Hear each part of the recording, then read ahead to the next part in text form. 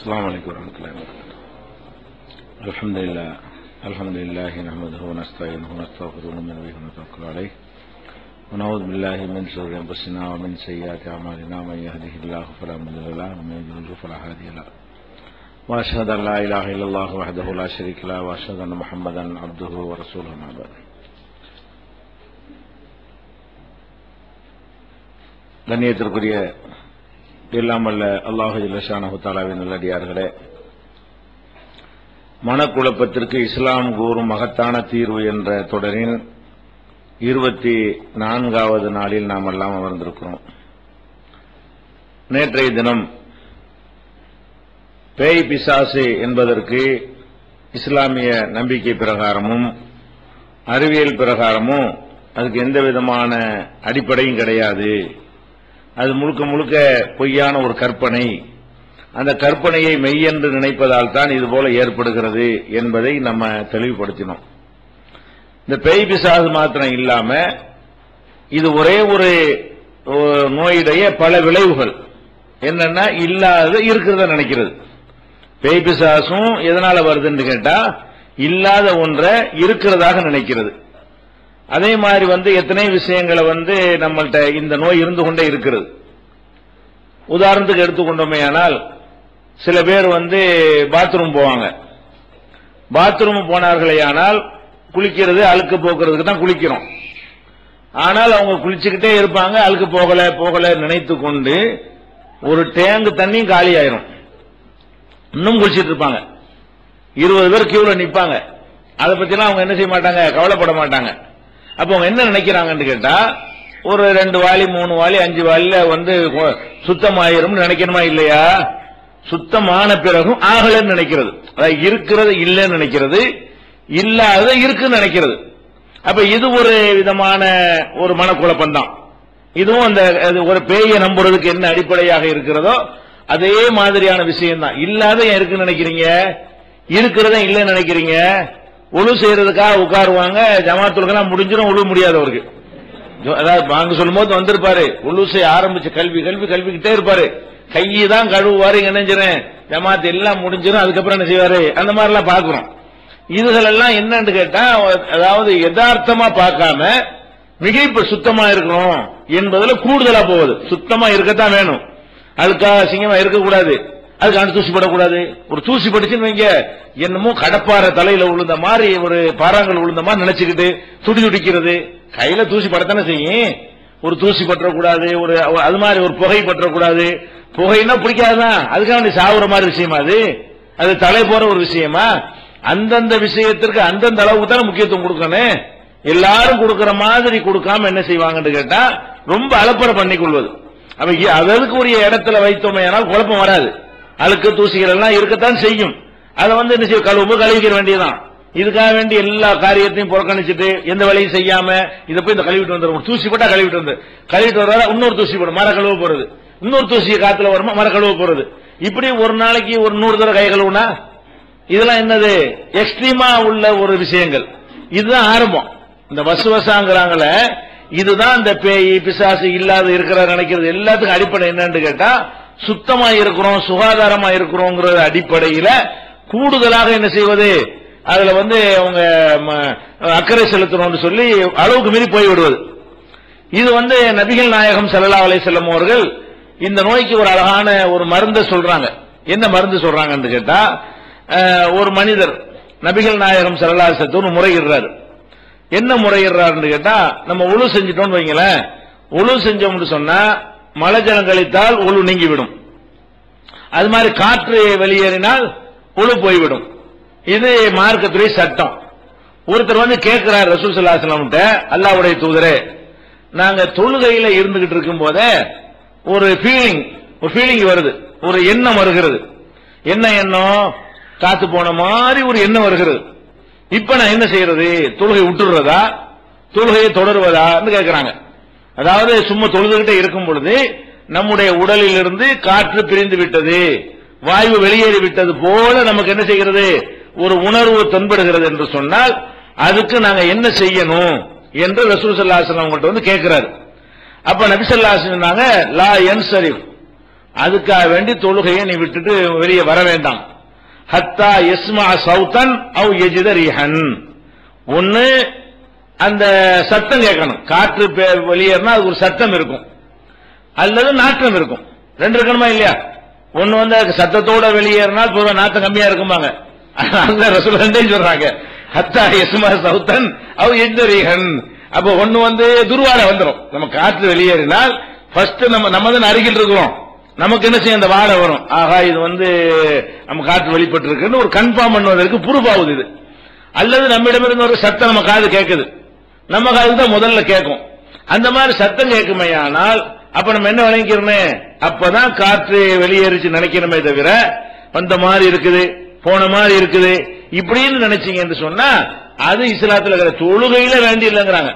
தொழுகை தான் ரொம்ப பேணுதலா இருக்க வேண்டிய ஒரு விஷயம். மத்த இடத்துல நம்ம எப்படி இருந்தாலும் அல்லாம தொழுகக்கூடிய நேரத்தில் ஒழு இல்லாமல் போய்விட்டால், நிஜமாக காற்று பிரிந்திருந்தால், ஒழு இல்லாட்டி தொழுகை கூடாமல் போய்விட்டால் அல்லாஹ் ஏத்துக்கிறவானா, இதெல்லாம் பயங்கர ஜாஸ்தி வரணும். மற்ற எல்லா இடங்களை விடவும் தொழுகைங்கிற இடம் தான் நமக்கு பாதுகாக்க வேண்டிய ஒரு இடமா இருக்கிறது. அதுக்கு ரசூல் ஸல்லல்லாஹு அலைஹி வஸல்லம் செய்யறாங்கடா, இருக்குமா இருக்கா தூக்கி போட்டு கன்ஃபார்ம் ஆவணும். கன்ஃபார்ம்னா என்ன, இந்த சத்தம் கேட்கிறது ஒரு கன்ஃபார்ம், வாடை துர்வாடை வருவது ஒரு கன்ஃபார்ம். இப்படி கன்ஃபார்மான ஒரு ப்ரூஃப் இருந்தா மட்டும்தான் உன்னிடமிருந்து காற்று வெளிப்பட்டது நினைக்கணுமே தவிர இப்படி இருக்குமோ போகுமோன்ற எண்ணத்துக்கு இடம் கொடுத்துறாத. இதுதான் மருந்து. இந்த நோய்க்கு மருந்து என்னது, திட்டவட்டமாக தெரியணும். எல்லா விஷயத்துக்கும் இது பொருந்தும். இந்த ஒரு ஹதீஸ் வந்து அனைத்து விதம் இல்லாத இருப்பதா நினைக்கிறாங்க இல்லையா, அத்தனை மனநோய்க்கு இது என்ன செய்யும், பொருந்தும். அப்ப இந்த மாதிரி நம்ம வந்து புரிந்து கொண்டோமே ஆனால் அப்ப என்ன, கையில கை கழுவுறி இல்ல, தண்ணி ஊத்துச்சா இல்லையா, தண்ணி ஊத்துக்கலாம் அழுக்கு போயிருமா இல்லையா, மழை இல்லைன்னு நினைக்கிற, கன்ஃபார்ம் ஆச்சுலப்பா. தண்ணி இல்லாம நீ வெறுங்கையை கொடுத்தாரு என்ன செய்யலாம், அவ சுத்தமாவலும் நினைக்கலாம். அப்ப கன்ஃபார்மா திட்டவட்டமா ஒரு ப்ரூஃபோட இருக்கக்கூடிய நேரத்தில் அதை நீ ஏத்துக்கிறனே. ப்ரூஃப் இல்லாத விஷயங்கள் என்ன செய்யக்கூடாது, கூடுதல் கவனம் என்கிற பெயர்ல நீ வந்து அதை எடுத்துக்கொள்ள கூடாது என்று ரசூல் ஸல்லல்லாஹு அலைஹி வஸல்லம் என்ன செய்யறாங்க, இதுக்கு வழிகாட்டுறாங்க. இது வந்து புகாரியில 137வது ஹதீஸ், 2056வது ஹதீஸ்ல எல்லாம் இதை பார்க்கலாம். அதே மாதிரி முஸ்லிம்ல ஒரு ஹதீஸ் எப்படி வருதுன்னு கேட்டா இன்னும் கொஞ்சம் கூடுதலா வருது. அதாவது இந்த காற்று போனுச்சா இல்லையான்ற சந்தேகம் சும்மா வராம வயிற்றுல கட்டப்படாங்கிறது அது தெரியும் நமக்கு. வயிற்றுல காத்து போறதுக்கு முன்னாடி அந்த காற்று உள்ளுக்குள்ள அது மோதி கொள்வது, அலை மோதுறது நமக்கு என்ன செய்யும், ஒரு ஃபீலிங்கா இருக்கும். காற்று ரொம்ப வாயு உண்டாகி போச்சு, அப்படி அப்படி கேட்கிறாரு ஒருத்தர். அதுக்கு ரசூல் ஸல்லல்லாஹு அலைஹி வஸல்லம் சொல்றாங்க, இதா வஜத அஹதுக்கும் ஃபீ பத்னிஹி ஷையன், ஒருவர் வந்து வயிற்றுக்குள்ளே காற்று வந்து காற்று ஒரு பிரச்சனை ஏற்படுத்துவது போல உணர்வாரையானால் ஃபஸ்கல் அலைஹி, அவருக்கு ஒரு சிரமத்தை இது கொடுத்து கொண்டிருக்கும் பொழுது ஹரஜ மின்ஹு ஷைஉன் அம்லா, அவரிடமிருந்து அந்த காற்று வெளியேறுச்சா இல்லையான்னு ஒரு ஃபீலிங் வருது. சும்மா ஒண்ணு வந்துடல, உள்ளுக்குள்ள அந்த காத்தெல்லாம் அப்படியே முட்டிக்கிட்டு இருக்கிறத பார்த்தா வெளியேறதான் இருக்கும் என்கிற மாதிரி தெரிஞ்சா கூட அப்ப ஃபலா யஹ்ருஜன்ன மினல் மஸ்ஜிதி, அதனால் நீ பள்ளிவாசல் விட்டு வெளியே வந்துடாதே, நீ பாட்டு தொழுகையில் இருந்துகிட்டே இரு. ஹத்தா யஸ்மா சௌதன் அவ் யஜித ரீஹன், ஒன்னு வந்து அதனுடைய சத்தத்தை நீ கேட்க வேண்டும், அல்லது அந்த வாடையை மூக்கு சொல்லணும், இல்லாட்டி காது சொல்லணும். இந்த ரெண்டு ப்ரூஃபும் இல்லாம நீ என்ன செய்யக்கூடாது, ஏன்னா கண்ணால காத்து பார்க்க இயலாதுல, அதுக்காக ரெண்டு சொல்றாங்க. அப்ப இந்த ரெண்டு ப்ரூஃப் இல்லாம வேற எந்த வகையிலும் இதை நம்பிராதேங்கிறாங்க. அப்ப இது வந்து முஸ்லிம்ல 831வது ஹதீஸ்ல இதை இடம் பெற்றிருக்கிறது.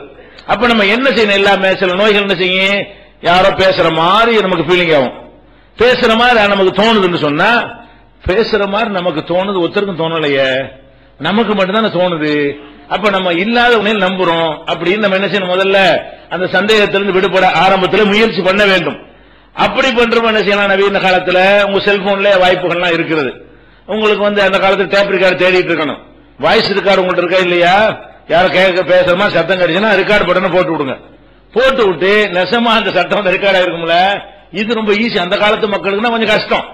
அந்த டேப் ரெக்கார்டு வந்த காலத்துல கூட எல்லாரும் டேப் ரெக்கார்டு வச்சிருக்க மாட்டாங்க. இப்ப வந்து 100 கோடி மக்கள் 97 கோடி போன் விற்பனையா இருக்குங்கிறான். 97 கோடி பேர் 3 கோடி பேர் தான் போன் இல்ல. அப்ப 97 கோடி பேர் ஆளுக்கு ஒரு போன் 2 போன் 3 போன்லாம் வச்சுக்கிற ஆளுக்கெல்லாம் இருக்கிறாங்க. அப்ப அந்த மாதிரி இருக்கக்கூடிய நேரத்தில் அதுலயும் சைனா போன்லயே என்ன செய்யலாம், 900 ரூபாய் போன்லயே எல்லா விதமான வசதிகளும் அதுல இருக்கிறது. மீடியா ஆடியோ மல்டிமீடியாவெல்லாம் வச்சு என்ன செய்யலாம், விற்பனை செஞ்சுக்கிட்டு இருக்கிறான். அப்ப நீங்க என்ன செய்யலாம், உங்களுக்கு ஏதோ ஒருத்தர் வந்து கூப்பிடுறாரு, சத்தம் வருது, மத்த யாரும் கேட்கல, உங்களுக்கு மட்டும் கேட்குதுல. நம்ம தப்பா மனசு வந்து கோல் சொல்லுகிறதா, நிஜமாகவே காதுல கேட்குதான். காதுல கேட்குமையானால் ரெக்கார்ட்ல வந்துடும். காதில் விழக்கூடிய ஒன்றாக இருந்தால் அது ரெக்கார்ட்ல வந்துடும். பேச்சு ரெக்கார்டு வந்துருமா இல்ல? என் காதுல வந்தா அது அலைவரிசையா தானே வருது. அந்த அலைவரிசை கண்டிப்பா ரெக்கார்ட் ஆகும். அப்ப நீங்க என்ன செய்யணும்? இந்த மாதிரி நோய் யாருக்காவது யாரோ பேசுற மாதிரி கூப்பிடுற மாதிரி நம்மள்ட்ட மட்டும் ஒரு தகவல் வர்ற மாதிரி ஒரு ஃபீலிங் வந்தால் உடனே ரெக்கார்ட் பண்ணி அதுக்கப்புறம் போட்டு பார்க்கணும். ஒண்ணுமே இருக்காது. உங்களுக்குள்ள யாராவது பேசிக்கிட்டு இருந்து கார் ஓடுற சத்தம் ஆட்ட சத்தம் தான் இருக்குமே தவிர அதுல நீங்க என்ன சத்தம் வருவதாக உங்களுக்கு தென்பட்டுச்சோ அது இருக்காது. அப்ப நீங்க விளங்கிக் கொள்ளணும். சைத்தான் நம்மள என்ன செய்யறான்? இந்த மனசுல உள்ள ஒரு குழப்பத்தை ஏற்படுத்தி இல்லாத ஒண்ணு இருக்கிறத நம்ப வைக்கிறான். அது இருந்த ரெக்கார்ட் ஆயிருக்கணுமா இல்லையா அப்படிங்கிற ஒரு தெளிவு உடனே வந்துடலாம். இப்ப இந்த காலத்துல நினைஞ்சிடலாம். இந்த மாதிரி டவுட் வறுமையானால் அது மாதிரி எல்லாம் உடனுக்குடனே தீர்வு கொண்டு விட வேண்டும். அதான் பொறுப்பு என்பது. அப்ப அந்த காலத்துல இந்த பொறுப்பு ரசூலுல்லாஹ் காலத்துல இல்ல. இந்த மாதிரியான ஒன்றை நினைத்தார்களே ஆனால் கவுன்சிலிங் தான் கொடுக்க முடியும். இப்ப என்ன செய்த சாதனங்களை வச்சு கண்டுபிடிச்சிடலாம். இப்ப நமக்கு ஒரு யாரோ கூப்பிடுற மாதிரி யாரோ நடந்து போற மாதிரி டவுட் வருதா, அடிக்கடி இது மாதிரி வருதா, சில ஆளுக்கு என்ன செய்யும், உட்காந்துட்டு ஒரு ஆள் போனாரு இப்பதான் போன மாதிரி தெரியுது பாரு, யாருக்குமே தெரியாது. அப்ப என்ன செய்யுங்க, வீடியோ ரெக்கார்ட் போட்டு வச்சிருங்க. யாரும் போனாங்களான்னு பார்த்து 5 ரீப்ளை பண்ணி பார்த்தா தெரியும், ஒருத்தரும் போன மாதிரி தெரியுது. யாருமே போகல. யாருமே போகாம இருக்கும்போது நமக்கு போன மாதிரி தெரிஞ்சுன்னு சொன்னா அப்ப எங்க இருக்கே கோளாறு? நம்முடைய பார்வையில ஒரு பார்வையில கோளாறு இல்ல, அந்த செக்ஷன்ல மூளை வந்து தப்பு தப்பா என்ன செய்யுது, நம்மள இயக்குறது. அந்த மனம்ங்கிறது என்ன செய்யறது, ஒரு ராங்க நம்மளை வந்து வழி நடத்திக்கிட்டு இருக்குன்னு சொல்லி என்ன செய்யணும், கண்ணு முன்னாடி தெரியணும், கன்ஃபார்மா தெரியணும். போன மாதிரி தெரிஞ்சுன்னு சொன்னா என்ன செய்யணும், வாடான்னு கூப்பிடு. போன மாதிரி ஒரு ஆள் போன மாதிரி டவுட் இருந்தா அண்ணா வாங்க கூப்பிடுவேன். திரும்பி பார்த்து வருவார்ல, வரலன்னா நீ உன் கண்ணு போய் சொல்லிக்கின்னு அர்த்தம். வந்துட்டாருன்னா நீ மெய்யாக்கா வந்துட்டாரு, கண் முன்னாடி வந்துருவார்ல, எல்லாரும் பாத்துருவாங்கல்ல. அப்ப வந்து வீடியோவுல ரெக்கார்ட் பண்ணிக்கலாம், கூப்பிட்டுலாம் தானே. ஒரு ஆள் கடந்து போற மாதிரி இருக்குன்னா ஆனா கொஞ்சம் நில்லுங்க சொல்ல வேண்டியது தானே. நில்லுங்கன்னு சொன்னவனே இல்லாட்டி என்னது கற்பனை, நில்லுங்கன்னு சொல்லி அவன் பாட்டு போன மாதிரி உனக்கு தெரிஞ்சுன்னு சொன்னா ஓடி போய் வாசல்ல பார்த்தா கூட ஒருத்தர் தெரியலன்னு சொன்னா அப்ப என்ன நடந்திருக்குது, நம்ம இல்லாத ஒண்ணை அப்படி மனசுல இருக்குது. மனசு என்ன செய்யும்னா இல்லாத ஒன்ன கற்பனை பண்ணக்கூடிய தன்மை மனித மனங்களுக்கு இருக்கிறது. கரெக்டா சிந்திக்கிற ஒரு செக்ஷன் இருக்கிற மாதிரி கற்பனா சக்திங்கிற ஒரு தன்மை என்ன செய்யறது இருக்கிறது.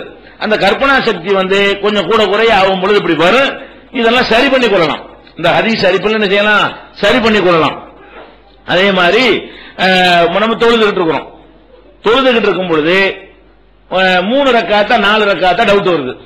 நம்ம தொழுதுகிட்டு இருக்கிறோம், நம்ம தொழ வேண்டியது 4 ரக்காத் தொழுக. 4 ரக்காத் தொழுகையில் இருக்கும் பொழுது தொழுகைலாம் எல்லாம் வருமே, ஏற்கனவே சொல்லியிருக்கோமா இல்லையா, எல்லா விதமான எண்ணங்களும் தொழுகையில் இருக்கும்போது வரும். வரும்பொழுது நம்ம 2 ரக்காத்தை முடிச்சுட்டு 3ஆவதுலயோ 4ஆவது நம்ம நின்றுட்டு இருக்கிறோம். 4ஆவது 3ஆவது தெரியல. இப்ப நமக்கு என்ன தொழுதுட்டு இருக்கும் போது மத்தது மாதிரிதான் மறந்துட்டு போகுது, முடிக்கிறதுக்கு நம்பர் தெரியணுமே. இப்ப அது ஓதணுமா இல்ல, அது பிரச்சனை இல்லாட்டானு இப்ப சலாம் கொடுத்து முடிக்க வேண்டி இருக்குது. அப்ப நாம இப்ப நின்று கொண்டு இருக்கிறது 3ஆவது ரக்காத்தில் நம்ம நிற்கிறோமா 4ஆவது ரக்காத்தில் நிற்கிறோமா அப்படின்னு சந்தேகம் வருது. இப்ப சந்தேகம் வருதுன்னு சொன்னா இந்த சந்தேகத்துக்கு சமாதி கட்டணுமா இல்லையா?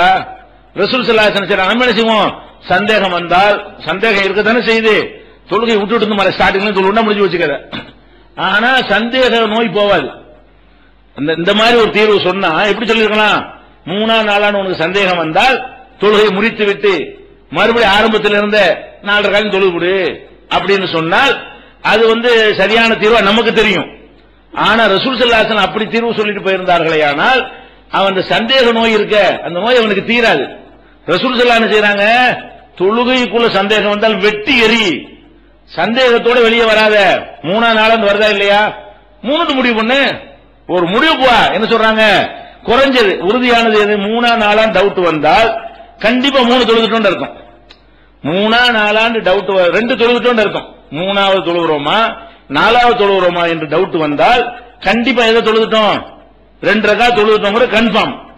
3ஆவது தொழுகிறோமே அதுதான் டவுட், 4ஆவது தான் டவுட்டா இருக்கிறது. அப்ப நம்ம என்ன செய்யணும், அந்த மாதிரி டவுட் வருமையானால் உறுதியாக எதுன்னு பார்த்து ஒரு முடிவை எடுத்துரு.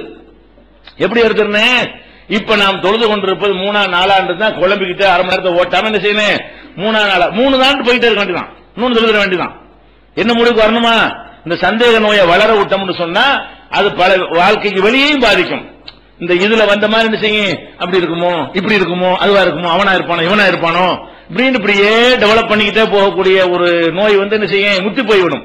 தொழுகைக்குள்ள இபாதத்துல இருக்கும் பொழுது கூட அந்த சந்தேகம் வந்தால் நீ ஸ்டார்டிங்ல இருந்து தொழுவுன்னு சொல்லாம ரசூலுல்லாஹ் என்ன செய்றாங்க, அங்க வந்த சந்தேகத்தை அங்கே சமாதி கட்டு, இல்லன்னு முடிவு பண்ணு, என்ன செய்ய 4 கிடையாது 3 தான் அப்படின்னு சொல்லி என்ன செய்யணும், இப்ப நான் தொழுது கொண்டிருப்பது 3, அதை ஏற்கனவே தொழுது முடிச்சு 2 அப்படின்னு சொல்லி முடிவு எடுத்துக் கொண்டீர்களே, குறைஞ்சதை முடிவு எடுத்துக்கிட்டீங்கன்னா 3 தொழுவுறமா இன்னொரு ரக்காத் தொழுவு அப்படின்னு சொல்லிட்டு 2 சைதா செஞ்சு முடிச்சுக்கங்கிறாங்க ரசூல் ஸல்லல்லாஹு அலைஹி வஸல்லம். இது முஸ்லிம்ல 1300வது ஹதீஸ்ல இடம் பெற்றிருக்கிறது.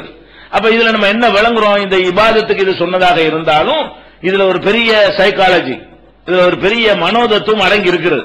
இந்த வசுவாசி என்பது என்ன செய்யக்கூடாது, மனிதனுக்கு வரவே கூடாது. இருக்கிறபடி நம்பனு, மிகைப்படுத்திடக்கூடாது, கூடுதல் குறைவா பார்த்திடக்கூடாது, கன்ஃபார்ம் பண்ணனு, உறுதிப்படுத்தின விஷயங்களை தான் நம்பனு, உறுதி இல்லாத விஷயங்களை நம்பக்கூடாது என்கிற ஒரு பாடத்தை நபிகள் நாயகம் ஸல்லல்லாஹு அலைஹி வஸல்லம் இந்த ஹதீஸில் இருந்து நம்ம அறிந்து கொள்கிறோம்.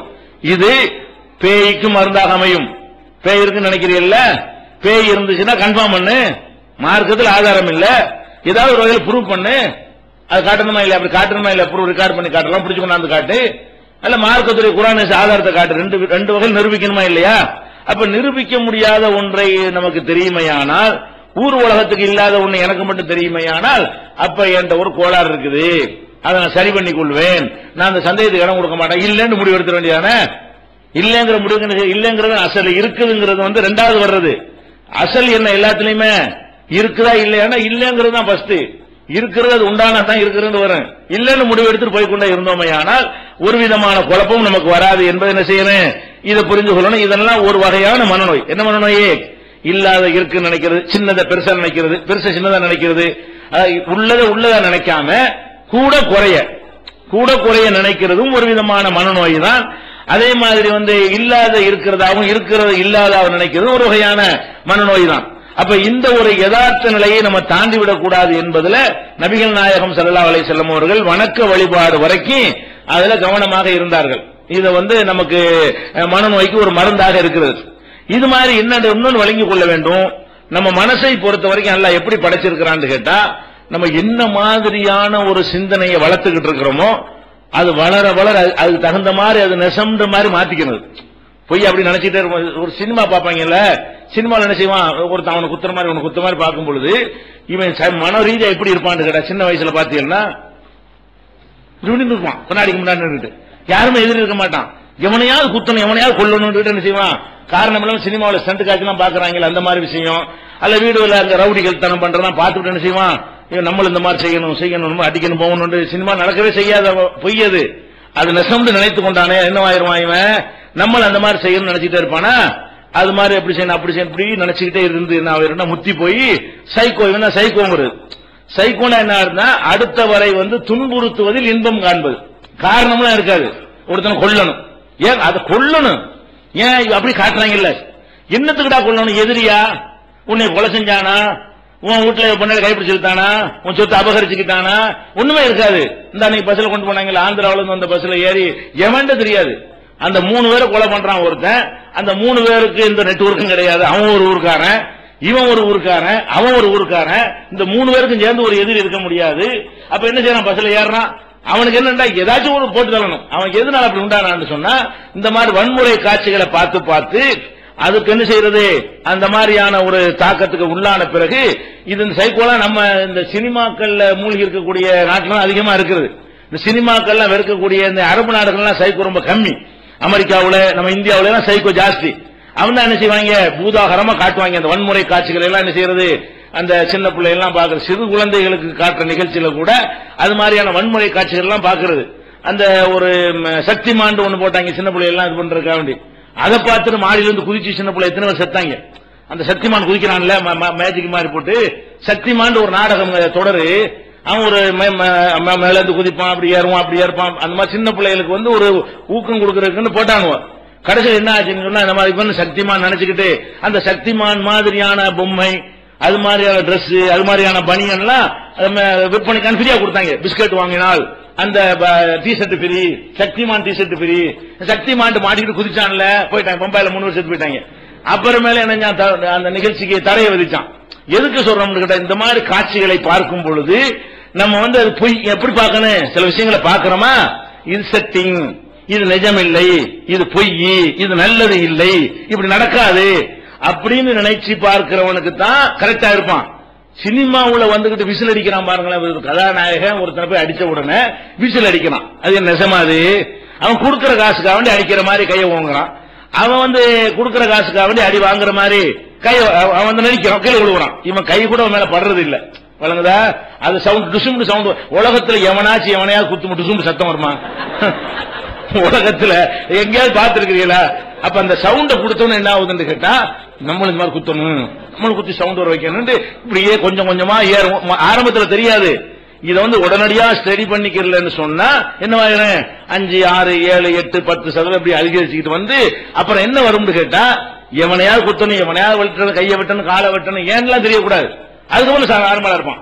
அது ஒரு ஆள் கொலை பண்ணி முடிச்சோம்னு சும்மா இருப்பான், 4 நாளைக்கு, ஒரு மாசம் சும்மா இருப்பான். மறுபடியும் இப்படியே வந்துட்டு இன்னொரு நாள் போடணும், இப்படி யாரு என்ன கணக்கெல்லாம் கிடையாது. எவன் முன்னாடி இருக்கான்னு போட்டு தள்ளிப்படுவான். அப்ப அந்த மாதிரி உள்ளது. பிறரை வந்து துன்புறுத்தி இன்பம் காண்பதுங்கிறதுலாம் இருக்கு பாருங்க. இதெல்லாம் எங்க வருதுன்னு கேட்டா, இந்த கற்பனை பண்றதுதான். கூடுதலா மனசை வந்து எப்படி நீங்க டெவலப் பண்றீங்களோ அப்படி நிர்மா மாறிடும். அதுக்கே சரின்னு பண்ணு, எவனையா கொள்ளத்தான் வேணும், அதுல அவனுக்கு இன்பமா இருக்கும். அந்த மாதிரி உள்ளது. அதே மாதிரி என்ன செய்வாங்கன்னு கேட்டா, ஒரு குறிப்பிட்ட ஒரு வகையான ஒரு வன்முறையவே தேர்ந்தெடுப்பாங்க சில பேர். சில பேருக்கு என்னன்னு கேட்டா, விரலத்தான் வெட்டுவாங்க, யாரை பிடிச்சாலும் விரல வெட்டிட்டு போயிடுவாங்க.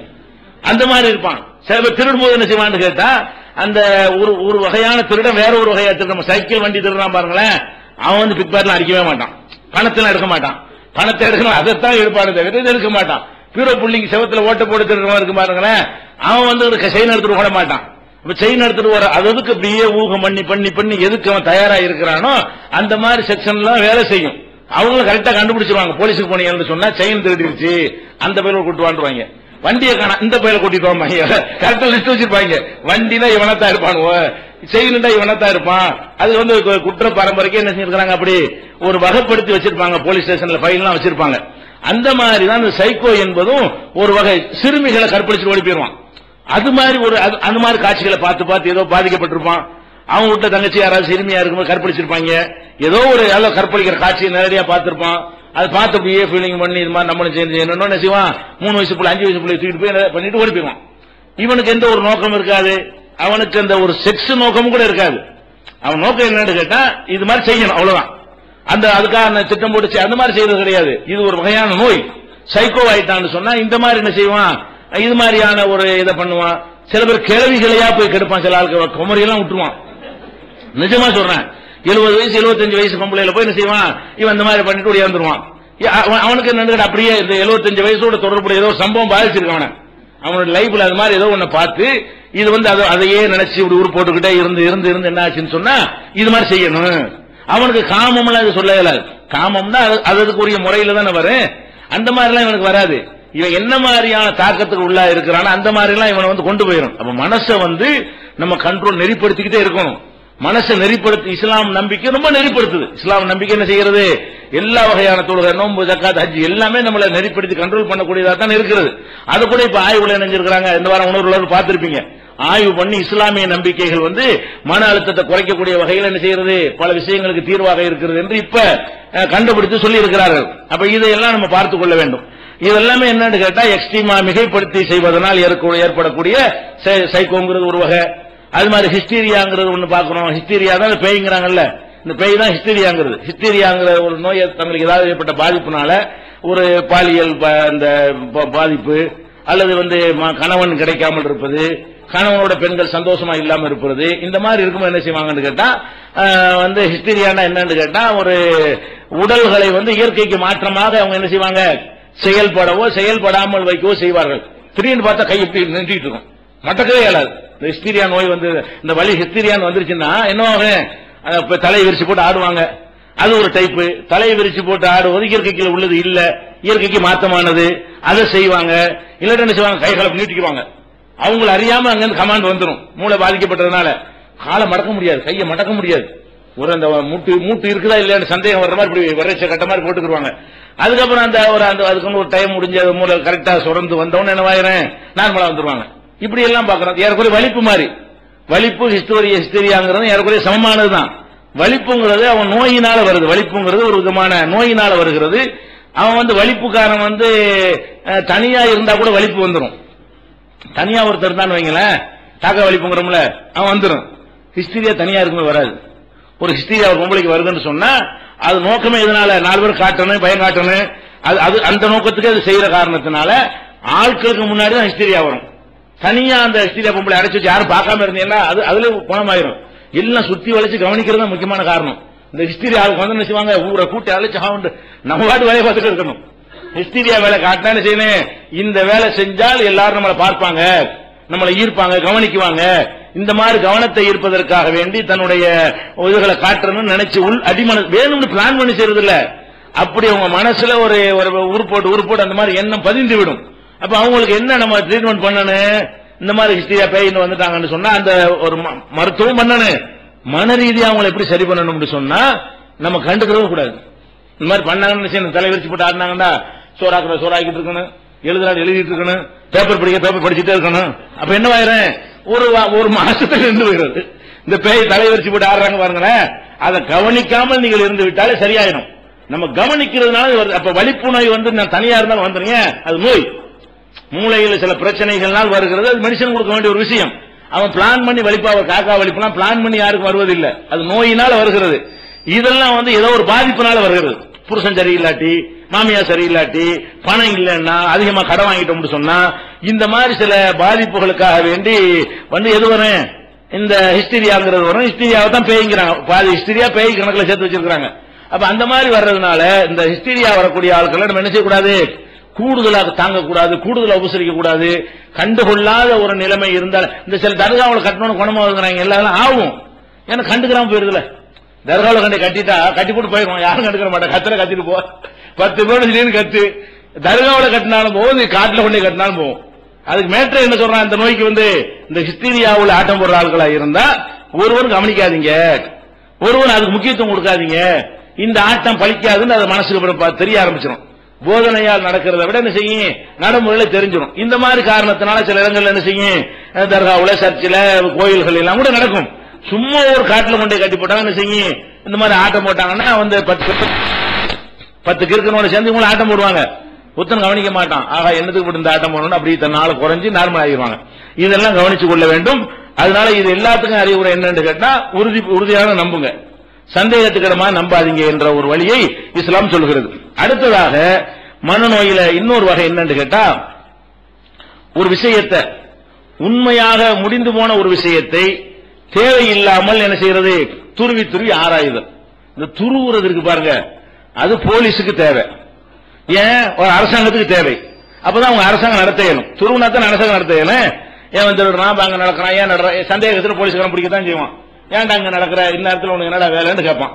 அதே அவன் வந்து சட்டம் ஒழுங்கை பொறுப்பேற்றுக் கொண்டிருக்கிற காரணத்தினால், அது அவனுடைய டியூட்டியா இருக்கிற காரணத்தினால் அதை அவன் செய்யணும். நீங்கள் போலீஸா இருந்தால் அதை செய்யணும். அது இல்லாம நம்முடைய மனநிலை எப்படி இருக்கின்ற அதிகமான மனிதர்கள் வந்து இந்த மனநோய்க்கு ஆளா இருக்கிறாங்க. எந்த மனநோய்க்கு, இது வந்து ஒருத்தங்க போனோம் வைங்களேன், எங்க போறான், அது போகணும், இதுக்கு போகணும், எவனுக்கு போகணும், உனக்கு என்ன நீ, அதாவது நம்ம எந்த மார்க்கத்தில் என்ன சொல்லப்பட்டிருக்கு, கண்ணுக்கு முன்னாடி தெரிஞ்சா என்ன செஞ்சுக்க, அதை எடுத்துட்டு போ, தெரியல என்று சொன்னா விட்டுற வேண்டியதான். தெரிகிறதான் அல்லாஹ் குர்ஆன்ல என்ன சொல்றான், சூரத்துல் ஹுஜராத்ல 12வது வசனத்துல, யா அய்யுஹல்லதீன ஆமனு, நம்பிக்கை கொண்ட மக்களே, இஜ்தனிபு கஸீரம் மினல் லன்னி, அதிகமான ஊகங்களில் இருந்து நீங்கள் விலகிக் கொள்ளுங்கள்.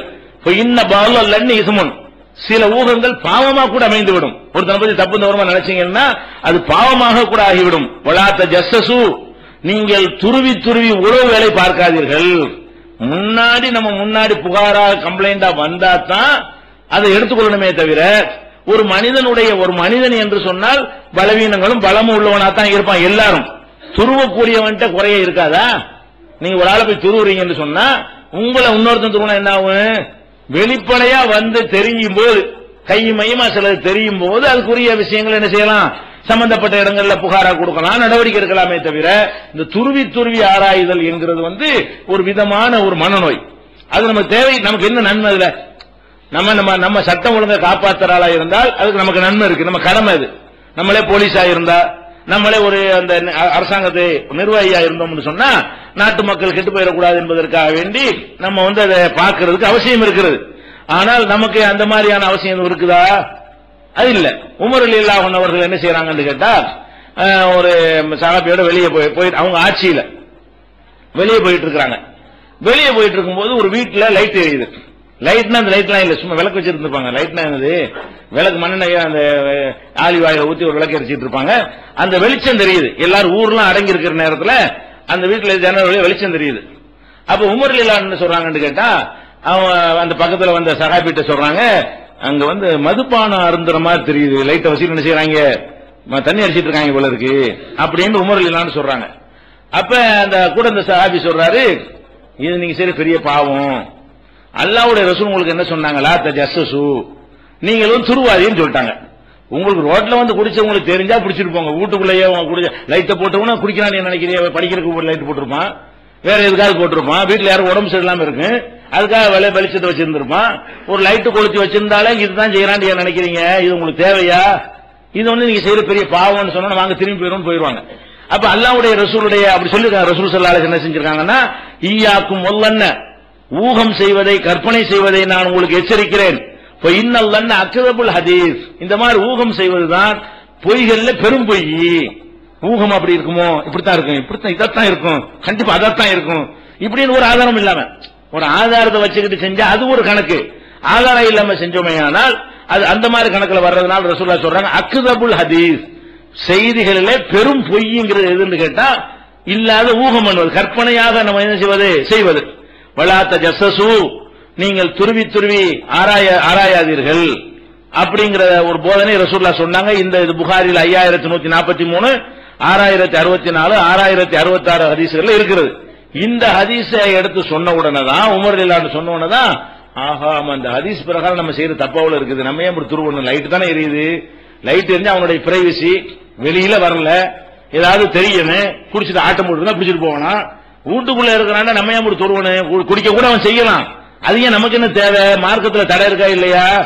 ஒரு ஆட்சியாளர் இப்படி நடக்கிறார், ஒரு ஆட்சியாளர் பஜார்ல இடம்பெற்றிருக்கக்கூடிய ஆதாரபூர்வமான செய்தி, ஒரு ஆட்சியாளர் இந்த மாதிரி நடக்கிறாருன்னா நம்ம ஆட்சியாளரா, நமக்கு நம்ம வேலையை நமக்கு பார்க்க முடியலங்கும் போது அவன் என்ன செய்யறான், இவன் என்ன செய்யறான், அவர் என்ன செய்யறாரு, இவர் என்ன செய்யறாரு, அந்த மாதிரியான துருவுதல் இருக்கு பாருங்க, அது ஒரு வகையான மனநோய். அப்படியே எக்ஸ்ட்ரீமா போயிட்டே இருக்கும்.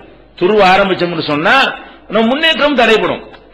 நமக்கு உள்ள கடமைகளுக்கு ஒரு நேரங்கள் தேவைப்படுகிறது, அதை செய்யறதை விட்டுவிட்டு இதே வேலையை அலைவதற்கு பாருங்களேன், கடைசியில் ஒரு சைக்கோ ஆகி சைக்கோவா தான் ஆயிடுவான். கடைசியில அடுத்தவன்ட்டு ஏதாவது குறை கண்டுபிடிக்கிறது மட்டும்தான் வேலை என்பதாக நம்ம என்ன செய்ய, வெளிப்படையா வருவதற்கு தான் பொறுப்பாளி. உள்ளங்களில் உள்ளதை அலசி ஆராயக்கூடிய பொறுப்பு நமக்கு தரப்படவில்லை. அது மாதிரி நம்ம நடப்பதற்கு அதிகாரமும் இல்லை. சென்ற வருஷம் அந்த உரையில உள்ளத்தில் உள்ளதுக்கு நம்ம பேசக்கூடாது என்று விளக்கி இருக்கிறோம். அது ஒரு விரிவான ஒரு ஆதாரங்களோடு விளக்கி இருக்கிறோம். இதுவும் கவனத்தில் வைத்துக் கொள்ள வேண்டும். இது ஒரு வகையான மனநோயாக இருக்கிறது. அடுத்ததாக இந்த மாதிரி மனநோய்கள் வந்தவுடனே அது பணத்தினால் வர்ற மனநோயா இருக்கட்டும், ஹிஸ்டீரியாவா இருக்கட்டும், அல்லது கடனால் வரக்கூடிய மனநோயா இருக்கட்டும், குடும்ப வாழ்க்கையினால் வரக்கூடிய மனநோயா இருக்கட்டும், அல்லது இந்த லவ் மேட்டர்ல வரக்கூடிய மனநோயா இருக்கட்டும், அல்லது பரீட்சையில தோல்வி அடையக்கூடிய மனநோயா இருக்கட்டும், இந்த மாதிரி நோய்கள் வரும் பொழுது ஒரு விதமான நிலைக்கு மனுஷன் தள்ளப்படுறான். என்ன தள்ளப்படுறான், இதுக்கு நம்ம என்ன செய்யறது, அவன் விடுபடத்தான் நினைக்கிறான். எல்லா மனுஷனும் மனநோயாளியா இருக்கிறவன் என்ன செய்யறான், அதை விடுபடத்தான் நினைக்கிறான். விடுபட நினைக்கிறதுக்கு வழி தெரியாம என்ன செய்யறான்னு கேட்டா, நம்ம செத்துருவோம். இதுவும் ஒரு வகையான மனநோய் தான்.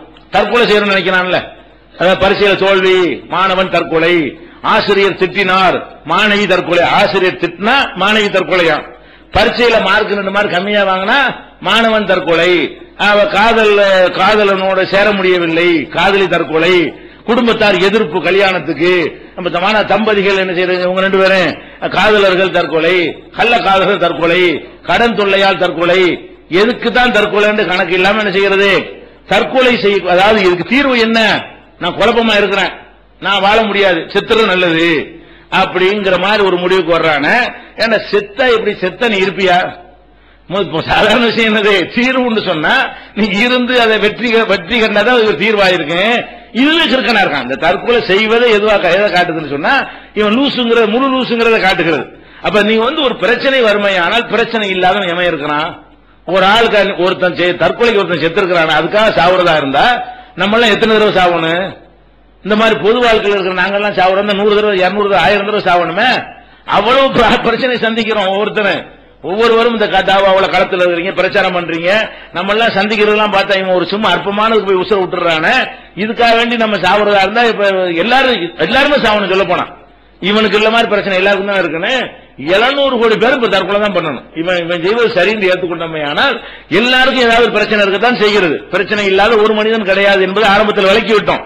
அப்ப இந்த மாதிரியான ஒரு தற்கொலை செய்யக்கூடிய ஒரு நிலைமைக்கு வரும் பொழுது அதுக்கு இஸ்லாம் அழகான தீர்வு தருகிறது.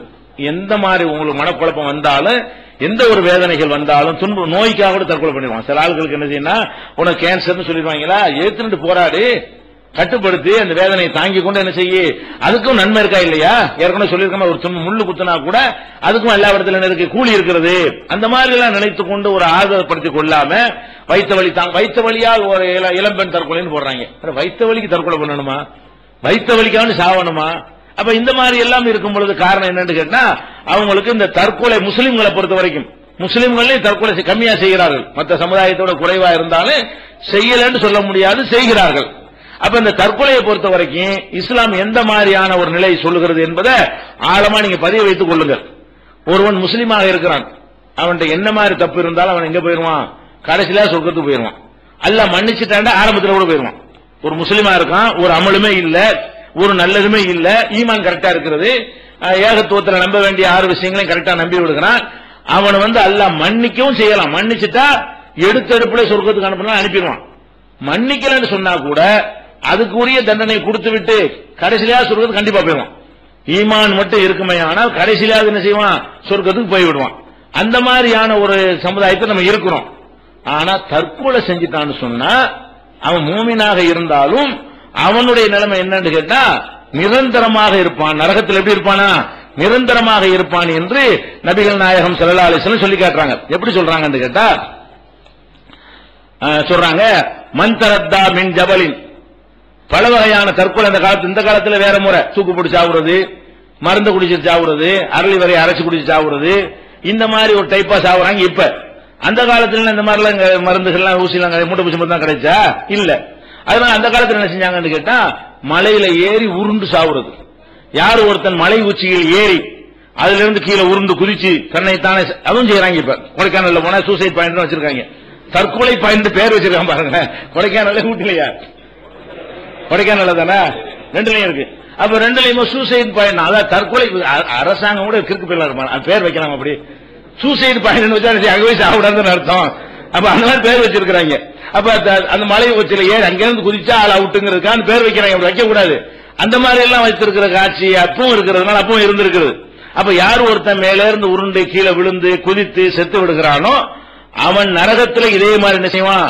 மேல இருந்து தள்ளி தள்ளி அவனுக்கு தண்டனை என்னன்னு கேட்டா அவன் நரகத்துல மேல தூக்குறது, ஒத்துணு கீழே நெருப்புல விழுவுறது, வெந்துட்டு மரத்துக்குறது, மரத்துக்கு போடுறது, இதே மாதிரி அவனை தூக்கி தூக்கி போட்டுட்டே இருப்பாங்களா. இவனுக்கு வேதனை என்னன்னு கேட்டா நரகத்துல இருப்பான். எத்தனை நாளைக்கு இப்படி இருப்பான்னு கேட்டா ஹாலிதன் முஹல்லதன் ஃபீஹா அபதா, அதிலே என்றென்றும் நிரந்தரமாக. ஒரே ஹாலிதன் தான் நிரந்தரமாக அர்த்தம், முஹல்லதன் தான் நிரந்தரமாக அர்த்தம், அபதன் என்று சொன்னால் நிரந்தரமாக அர்த்தம். 3 வார்த்தையை போடுறாங்க. அதாவது நிரந்தரமாக இருப்பான் என்பதை என்ன செய்யறாங்க? 3 வார்த்தையும் ஒரே அர்த்தம் தான். ரசூல் ஸல்லல்லாஹு அலைஹி வஸல்லம் 3 போட்டா என்ன அர்த்தம்? உறுதி, கன்ஃபார்மா, நிரந்தரமாக, என்றென்றும், காலாகாலத்துக்கும் 3 அர்த்தம் செஞ்சுக்கிறோம்.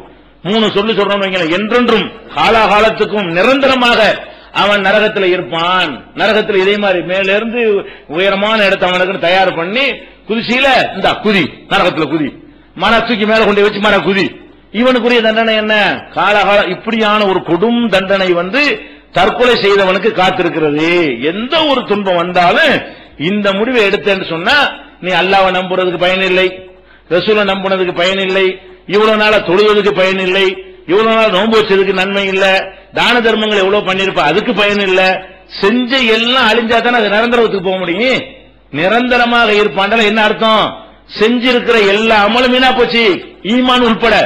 அப்ப ஈமானை கூட அழித்து விடக்கூடிய ஒரு விஷமாக எது இருக்கிறது? இந்த தற்கொலை இருக்கிறது.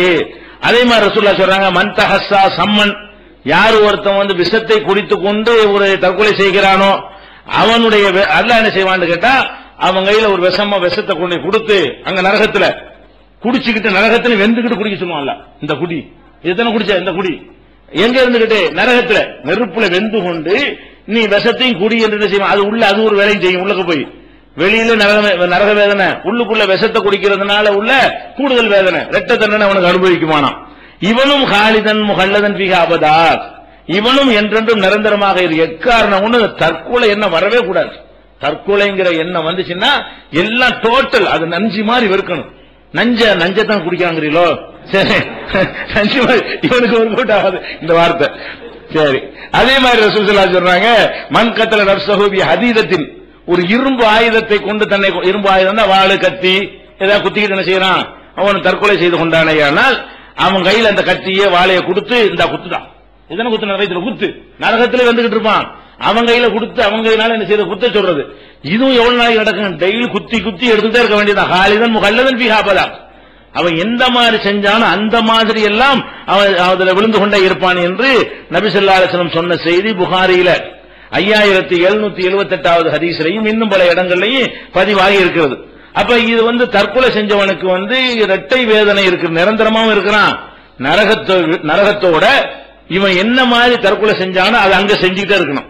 அந்த உள் வேதனை என்ன செய்யணும், அதே மாதிரி வாங்கி கொண்டே இருக்கணும் என்பதை நம்ம பயங்கரமான ஒரு விஷயமா சொல்லி காட்டுகிறார்கள்.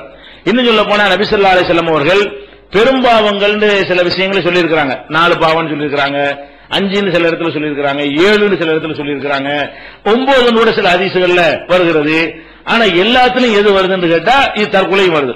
உயிரை கொலை செய்யறது கண்டிப்பா என்ன செய்யறது, பெரும்பாவங்கள் என்பது அல் இஷ்ராக்கு பில்லாஹ், அல்லாஹ்வுக்கு இணை கற்பிக்கிறது பெரும்பாவம். உக்கூக்குல் வாலிதைனி, பெற்றோரை தொல்லைப்படுத்துவது, பெற்றோருக்கு துன்புறுத்துவது அது ஒரு பெரும்பாவம். 3வது கத்லுன் நஃப்ஸி, உயிரை கொலை செய்ய, அடுத்த உயிரையோ தன் உயிரையோ கொலை செய்வது எதுல செய்யறது, பெரும்பாவத்தில் 3வது. 7 சொன்னாலும் 8 சொன்னாலும் 9 சொன்னாலும் 4 சொன்னாலும் அதுல எதை சேர்த்துறாங்க, அந்த கொலையையும் தற்கொலையும் சேர்க்கிறாங்க. அப்ப இந்த தன்னைத்தானே கொலை செய்வது மிகப்பெரிய பாவத்தில் அடங்குவதாக நபிகள் நாயகம் ஸல்லல்லாஹு அலைஹி வஸல்லம் சொன்ன செய்தி புகாரியில 6675வது ஹதீஸ்ல நம்ம பார்க்கிறோம். இதே மாதிரி ஒரு மனிதனுக்கு காயம் இருந்தது, ஒரு மனிதனுக்கு உடம்புல ஒரு காயம் இருந்ததாம்.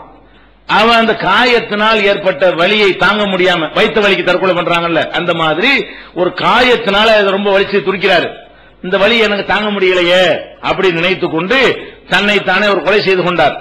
உடனே அல்லாஹ் என்ன சொல்றான்னு கேட்டா, ஃபகால அல்லாஹு பதரனி அப்தி பி நஃப்ஸிஹி, என்னுடைய இந்த அடியான் அவன் விஷயத்தில் என்னை முந்தி முடிவெடுத்து விட்டான். நான்ல எடுக்கணும், எப்ப காலி பண்ணணும், இவனுடைய உயிரை எப்ப எடுக்கிறதுன்னு நான் தான் விதியில குழப்பிக்கிறவா இறங்க விளக்காச்சு. விதி சம்பந்தம் அல்லாஹ் எதையும் செஞ்சான்னு கேட்கக்கூடாது, அது விதி சம்பந்தமா ஏற்கனவே பேசணும் விளக்கம் இருக்கிறது. அல்லாஹ் என்ன சொல்வான்னு கேட்டா, பதரனி அப்தி பி நஃப்ஸிஹி, என்னுடைய அடியான் என்னை முந்தி விட்டான். அவனுடைய உயிரை எடுக்கிற விஷயத்துல நான் தான் எடுக்கணும், அவன் முந்தி கொண்டு எடுத்து விட்டான். அதனால ஹர்ரம் தலைகில் ஜன்னா, அவனுக்கு சொர்க்கத்தை ஹராமாக்கி விட்டேன் என்று அல்லாஹ் சொல்லிவிட்டான் என்று நபி ஸல்லல்லாஹு அலைஹி வஸல்லம் சொல்றாங்க.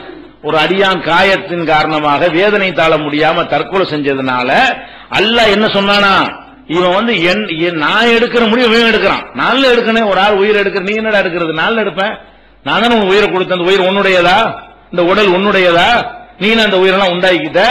அப்ப இந்த உயிரை கொடுத்தது நானாக இருக்கும் பொழுது நீ நான் எடுக்கிற முடிவு நீ எடுத்தா எப்படி, அதனால அல்லாஹ் கோவம் வருது. தற்கொலைக்கு இவ்வளவு பெரிய கோவம் வர காரணம் என்னன்னு கேட்டா, கொடுத்தது அவன், அதை எடுக்கிற உரிமை உனக்கு யார் தந்தா, அவன் கொடுத்தவன் எப்படி கொடுத்தானோ அது மாதிரி எடுப்பான்.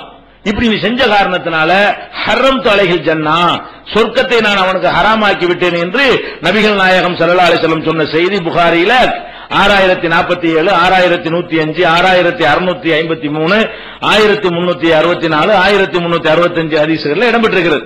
அப்ப இந்த தற்கொலை செய்வது நிரந்தரமா அல்ல, சொர்க்கத்தை ஹராமாக்கிட்டான், நிரந்தரமா இருப்பாங்கிறது அந்த கருத்து தான். சொர்க்கம் ஹராம்டா கொஞ்ச நாளைக்கு தண்டனை அனுபவிச்சுட்டு கூட சொர்க்கத்துக்கு போக முடியாது, சொர்க்கம் ஹராமாச்சு. ஹராம்னா என்ன, கிடைக்கவே கிடைக்காது, இவனுக்கு சொர்க்கம் கிடைக்கவே கிடைக்காது. இந்த ஹதீஸ்களை நம்பக்கூடிய ஒரு மூமின் எப்படி தற்கொலை செய்வான்? முஸ்லிமான சமுதாயத்தில் பிறந்த ஒருத்தன் எல்லாம் போயிருமே, ஒரு காதலுக்காக வேண்டி, ஒரு பரிசு மார்க்குக்காக வேண்டி செத்து தொலைஞ்சிட்டு நரகத்துக்கு கொல்லிக்கட்டையோட போவேன், முஸ்லிமா இல்லாம போயிருக்கலாம். அதுக்கு நீ முஸ்லிமா பிறந்து, முஸ்லிமா இருந்து, முஸ்லிமா வாழ்ந்து, இவ்வளவு அமல் செஞ்சு எல்லாமே பாழாகி போயிடுத. இந்த முடிவை எந்த ஒரு கட்டத்தில் என்ன செய்யக்கூடாது, தற்கொலை முடிவை எடுக்கவே கூடாது. இன்னும் சொல்ல போனா மனிதன் செய்கிற காரியங்கள்லயே சிறந்த காரியம் எது தெரியுமா? அல்லாஹ்வுக்காக உயிரை தியாகம் செய்யறது, தற்கொலை செய்யறது அல்ல. அல்லாஹ்வுக்காகவே என்ன செய்யற, போர்க்களத்துக்கு போய் நான் செத்தாலும் பரவாயில்லை, நியாயத்துக்காக நான் வாழ்வேன் சொல்லி அல்லாஹ்வுக்காக வேண்டி களத்துல இறங்கி எதிரிகளால் கொல்லப்பட்டு ஒருத்தன் இறந்துட்டான்னு சொன்னா அவனுக்கு பெரிய தரஜா, உயர்ந்த தரஜா இருக்கிறது. அந்த மாதிரியான 2 பேரை பற்றி ஹதீஸ்ல பார்க்கும்போது தற்கொலை எவ்வளவு பயங்கரமானதா அல்லாஹ் எடுத்துக்கொள்றான்னு பாருங்க. என்ன இருக்கிறான்னு கேட்டா, நபி ஸல்லல்லாஹு அலைஹி வஸல்லம் அவங்களோட நாங்கள் ஹுனைன் போர்ல கலந்து கொண்டிருந்தோம். ஹுனைன்ங்கிற யுத்தத்துல கலந்து கொண்டிருக்கிறாங்க.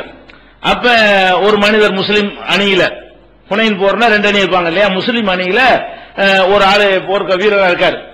அந்த வீரர் பச்சை கூட காட்டி ரசூலுல்லாஹ் சொன்னாங்க, இந்த இருக்கார் நம்ம ஜமாத்துல நிக்கிறார் பார், அவர் ஹாதா மின் அஹ்லின் நார், அந்த நரகவாசின்னாங்க. இவர் வந்தது எதுக்கு வந்தாரு? போர் செய்ய. அல்லாஹ்வுடைய பாதையில போர் செஞ்சு முஸ்லிம் சமுதாயத்தினுடைய அணியை, இஸ்லாமிய அரசாங்கத்தினுடைய அணியை வலுப்படுத்த வந்தவர், துரோகம் செய்ய வரல, உயிரை கொடுக்க வந்தவர். அப்ப அவர் என்ன செய்யறாருன்னு கேட்ட, அந்த அணிவகுத்து நிற்கும் பொழுது ஒரு ஆளை மட்டும் காட்டி என்ன செய்யறாங்க, அந்த ஆள் நரகத்துக்கு தான் போவாரு அப்படிங்கிறாங்க. சஹாபாக்களுக்கு விளங்கல, என்னடா யுத்தத்துக்கு உயிரை கொடுத்தா சொர்க்கத்தானே போவாரு, அப்படித்தானே இதுவரைக்கும் ரசூலுல்லாஹ் சொல்லிட்டு இருந்தாங்க. இங்க இந்த நரகத்துக்கு போவாரு, போர்க்களத்துக்கு வந்துட்டாரு, இந்த நரகத்துக்கு போவாருன்னா இது என்ன ஒரு உல்டாவா இருக்கு, தலையில இருக்க அப்படின்னு சொல்லி ரசூலுல்லாஹ் மக்கள் நினைக்கிறாங்க. அப்புறம் யுத்தம் ஆரம்பிக்குது. அணிவகுத்த பிறகு யுத்தம் நடக்கும்ல, யுத்தம் ஆரம்பிச்சா இவர் உக்கிரமா போரிடுறாரு. இந்த ஆள் யார நரகவாசின்னு சொல்றாங்களோ அவர் பயங்கரமா என்ன செய்யறாரு, போரிடுறாரு. அப்ப கடுமையான முறையில் எதிரிகளை தாக்குவதிலையும் வீர தீரமா போரிடுறாங்க. அதுல அந்த மாதிரி இருக்காரு. தவிர ஒரு மக்கள் என்ன நினைச்சிருப்பாங்க, ஒரு நரகவாசினா ஒரு போர்ல இருந்துகிட்டு பின்னாடி பயங்காட்டி பின் வாங்கிட்டு நடிச்சுட்டு இருப்பார் போல இருக்கு அப்படின்னு நினைச்சிருப்பாங்க. பார்த்தா அப்படியும் தெரியல, உள்ள இறங்கி என்ன செய்யறா, உயிரை பணையம் வச்சு உயிரை துச்சமா மதிச்சு இறங்கி வேலை செய்யறாரு. அப்ப அந்த மாதிரி அந்த போர்ல என்ன செய்து அசாபத்துகு ஜராகத்தும், அவருக்கு ஒரு காயம் ஏற்பட்டது. போர்ல பயங்கரமா தாக்குதல் பண்ண காயம் படத்தானே செய்யும், அவருக்கு காயம் ஏற்பட்டுச்சு. அப்ப ரசூலுல்லாஹ் சஹாபாக்கள் பிடிச்சிக்கிட்டாங்க. அல்லாஹ்வுடைய தூதரே, ஒரு மனிதனை பத்தி நரகவாசிந்திய, நீங்க நரகவாசின்னு சொன்னாலும் இப்ப என்ன செஞ்சாரு தெரியுமா, பம்பரமா இறங்கி நெஞ்சாரு, களத்துல அவ்வளவு வேலை செஞ்சாரு, இன்னைக்கு காயம்பட்டு கிடக்கிறாரு, அல்லாஹ்வுடைய பாதையில காயம்பட்டு கிடக்கிறவரை நீங்க நரகவாசின்னு தெரியல அப்படின்னு சந்தேகத்தை உள்ளுக்குள்ள இருந்திருக்குன்னு விளங்குது. அப்ப சஹாபாக்கள் ரசூலுல்லாஹ் சொன்ன உடனே என்னடா இது எப்படி இவரை போய் நரகவாசிங்கிறாங்கன்னு விளங்காம இருந்திருக்கிறாங்க. அப்ப இது சொன்ன உடனே என்ன செய்யறாங்க, ரசூல் ஸல்லல்லாஹு அலைஹி வஸல்லம் இன்னஹு மின் அஹ்லின் நார், நரகவாசி தான் வருங்கிறாங்க. காயம்பட்டுட்டாருன்னு உள்ள சொல்லி வீரமா போரிட்டாரு, உள்ள நுழைஞ்சாரு, எதிரிகள் அணியில் நுழைஞ்சாரு, இப்ப வெட்டுப்பட்டு படு காயத்தோட கிடக்கிறாரு அப்படின்னு சொன்ன உடனே அப்ப ரசூலுல்லாஹ் என்ன செய்யறாங்க, அவர் நரகவாசி தான் மறுபடியும் 2வது சொல்றாங்க. அப்ப இது எந்த அளவுக்கு சொன்னா, கான பாதுல் முஸ்லிமீன் எர்த்தாப, சில முஸ்லீம்களுக்கு சந்தேகமே வந்துருச்சு. ரசூலுல்லாஹ் பொய் சொல்றாங்க, தப்பா சொல்றாங்களோ, சந்தேகம் தானே. ரசூலுல்லாஹ் சொன்னதுல ஏதோ கவனக்குறைவா சொல்றாங்களா, எப்படி இந்த மனுஷர் போய் நரகவாசிங்கிறாங்க, பளிச்சுன்னு தெரியுது, இந்த தியாகம் பண்றது தெரியுது, உயிரை பணை வைக்கிறாரு, இந்த வருஷம் உள்ள போறதுக்கு எவ்வளவு தில்லு வேணும், எதிரிகள் ஆள் கத்தியமா வச்சிருக்கும் போது தைரியமா உள்ள நுழையிறதுக்கு எவ்வளவு ஒரு துணிச்சல் வேணும், இப்படியான ஒரு மனுஷனை போட்டு சொல்றாங்க. ஏதோ டவுட்னு போடுறாங்க, மொட்டையா என்ன டவுட்னு வரல, ஆனா டவுட் போட்டாங்கன்னு வருது.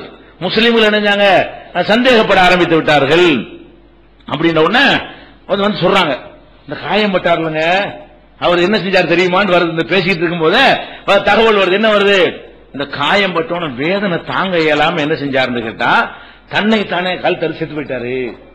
வேதனை தாங்க இயலாம காயம் பட்டோன்னு வேதனை வருமா, அதுக்கு முந்தைய வீரமா நின்றாரு.